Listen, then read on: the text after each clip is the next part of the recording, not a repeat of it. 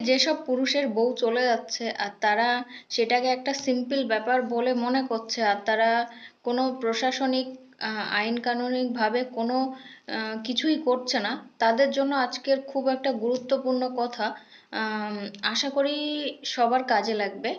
তো ম্যাটারটা হচ্ছে এই যে এখন তো পরকীয়ায় সব জায়গায় মানে অ্যাভেলেবেল হয়ে গেছে, তা তার মধ্যে কিছু বউ আছে যারা বিনা কারণে, মানে স্বামী টর্চার করছে না, শ্বশুরবাড়ির লোকজন টর্চার করছে না, কোনো রকম কোনো প্রবলেম নেই, কিন্তু শখ করে প্রেম করছে বাইরে আর শখ করে চলে যাচ্ছে। এবার যাওয়ার পরে বেশিরভাগ পুরুষ মানুষ ভাবছে কি, আবেগের বশে এসে যে চলে গেছে, যাক ঝামেলা গেছে, বা অনেকে ভাবছে যে এমন এমন ছিল, মনটা ভেঙে গেছে, তা নিয়ে আর কিছু করার দরকার নেই, ছাড়ো ওইখানেই বন্ধ করো, জাস্ট ইনাফ।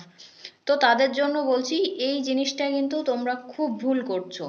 কারণ যে মহিলা চলে গেছে বা যে মেয়েটা চলে গেছে, সেই মেয়েটা চলে গেছে, তুমি এখন দেখছো একটা নর্মাল জিনিস, ফিউচারে গিয়ে কিন্তু তোমার জন্য খুব খারাপ হয়ে দাঁড়াবে। আর খারাপটা কেন হবে আমি বলছি, যদি তোমার বউ চলে যায় আর তুমি যদি সেইটাই কানুনি কোনো ভাবে কোনো কিছু না করো, তার নামে এফআইআর মামলা বা পুলিশকে না জানাও, বিশেষ করে ডিভোর্স না নাও, তাহলে কিন্তু সেটা খুব খারাপ হয়ে যাবে। কারণ হচ্ছে এই যে সেই মেয়েটা হয়তো 6 মাস বা 6 বছর পরে সংসার করে, নতুন সংসার করে তার কোনো কারণে পছন্দ হলো না, আর তুমি ডিভোর্স নিলে না, সে চলে আসলো, আর চলে আসার পরে যে সে যদি তোমার সম্পত্তির ভাগ চায়, তাহলে কানুনিক হিসাবে, আইনি হিসাবে কিন্তু তোমার সেই সম্পত্তির ভাগ দিতে হবে।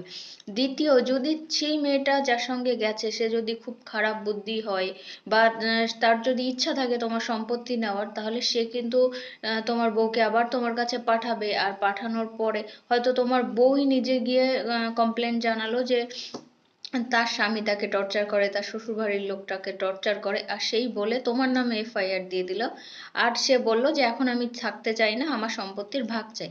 তাহলেও কিন্তু তোমার সম্পত্তির ভাগ দিতে হবে। এই দুটো জিনিস মাথায় রেখো, সেটা আজকে হোক 6 বছর পরে হোক।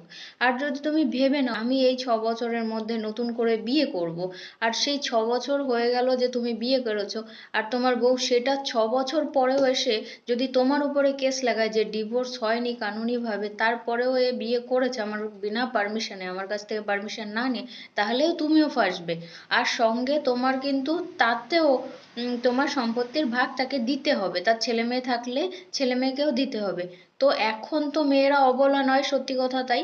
তো যারা যারা এই জিনিসটা করনি, বউ চলে যাওয়ার সঙ্গে সঙ্গে খেয়াল রাখো, ডিভোর্স ফাইল করে নাও আর কানুনিভাবে ডিভোর্স নিয়ে নাও।